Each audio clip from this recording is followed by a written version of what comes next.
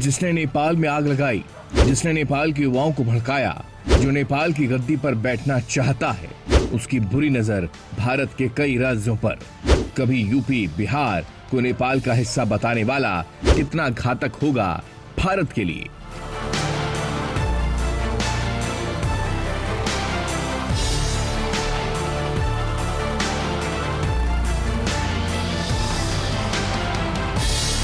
पिछले कई दिनों से चल रही हिंसा के बीच एक ऐसी जानकारी सामने आई जो आपके होश उड़ा देगी। दरअसल नेपाल में हिंसा प्रायोजित थी, यानी कि नेपाल अचानक से नहीं जल उठा। उसके पीछे का बड़ा मकसद था, यानी मकसद तक था पलट, तो साथ ही साथ भारत के 60% से ज्यादा हिस्से को हथियाने का षड्यंत्र भी नेपाल हिंसा का मकसद। ऐसा हम यूं ही नहीं कह रहे। दरअसल हुआ यूं कि 2 साल पहले, यानी कि 2023 में काठमांडू के मेयर बालीन शाह ने अपने ऑफिस में नेपाल का नया मैप चिपकाया था, जिसमें भारत के कई राज्यों के हिस्सों को ग्रेटर नेपाल का हिस्सा बताया गया था। उस पर भारत ने जरूर आपत्ति दर्ज की थी, लेकिन ऐसा बालीन ने क्यों किया वो भी आपको समझा देते हैं। दरअसल भारत में नई संसद के उद्घाटन पर यह विवाद बढ़ा था, जब सांस्कृतिक तौर पर भारत ने गौतम बुद्ध की जन्मस्थली जो कि नेपाल में है, उसको अखंड भारत के हिस्से के रूप में दिखाया था। बस इसी के जवाब में काठमांडू के मेयर ने अखंड नेपाल का मैप बनाकर विवाद गरमा दिया।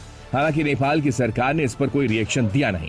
एक और विवाद और जन्म लिया जब शाह ने भारत की आदिपुरुष मूवी को लेकर भी विवाद खड़ा किया था, जिसमें शाह ने मूवी में भारत की बेटी है सीता के डायलॉग के चलते नेपाल में मूवी का बायकॉट करवा दिया था। सोशल मीडिया पर युवाओं में जोश उस वक्त भरा गया और नेपाल में उस मूवी को नहीं चलने दिया गया।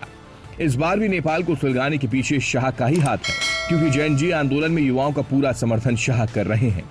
और जब आंदोलन खत्म होने की स्थिति में था, तब जैन ने ही ट्वीट करके कहा था कि अब देश आपके कंट्रोल में है, क्योंकि शाह हर बार की तरह नेपाल की सांस्कृतिक पहचान के लिए कई बार आवाज उठा चुके हैं और भारत पर हमला भी बोल चुके हैं।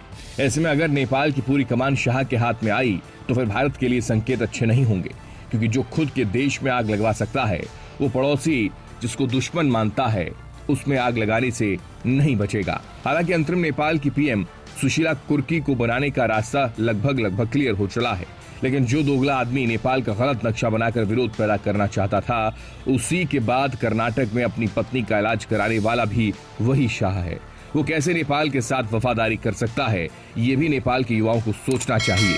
ये भी नेपाल की नई जनरेशन को समझना चाहिए कि देश किसके हाथों में जाने वाला है। इस पर नेपालवासी क्या सोच रहे हैं और आपकी क्या राय है, जरूर बताएं और चैनल को प्यार देना न भूलें। नमस्कार।